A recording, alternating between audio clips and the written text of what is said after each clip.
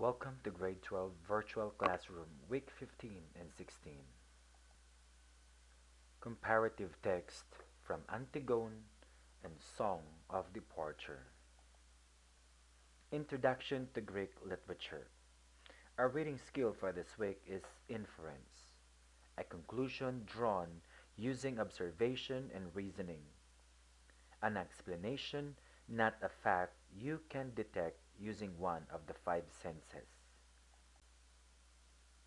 A textual evidence may consist of a direct quotation, exact words from the text, paraphrase, text from your own words, a synopsis, a summary sentence. When you use text evidence, you need to show where your evidence is coming from. This is called citing your source. Our vocabulary skill consists of first, authority. Authority is the power or right to give orders, make decisions, and enforce obedience. Example, he had an absolute authority over his subordinates, or the right to act in a specified way, delegated from one person or organization to another.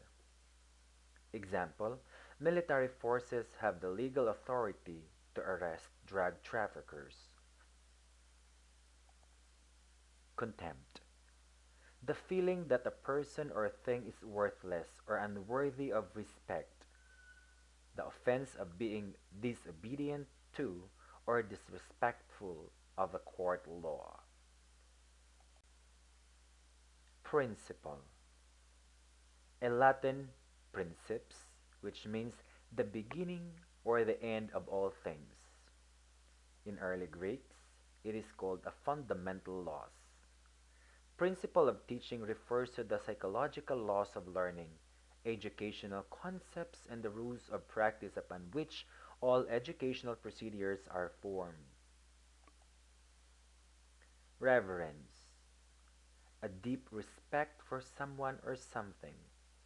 For example, rituals showed honor and reverence for the dead. Anticipate. To know of something before it happens. To expect. Example, it's always best to anticipate problems before they arise. Interpretation.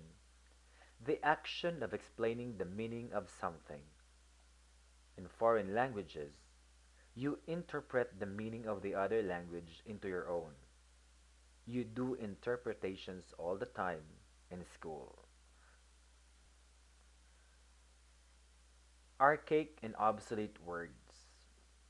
Archaic words or archaism are words which survive in special context, current in an earlier time, but rare in present usage.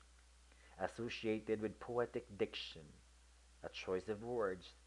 Example, a means yes, nay means no, morn means morning, and betwixt means between. Let's go to the summary of Antigone by Sophocles. The entire reading text revolves in Antigone, the story of which Antigone is the story of Oedipus and Jocasta daughter.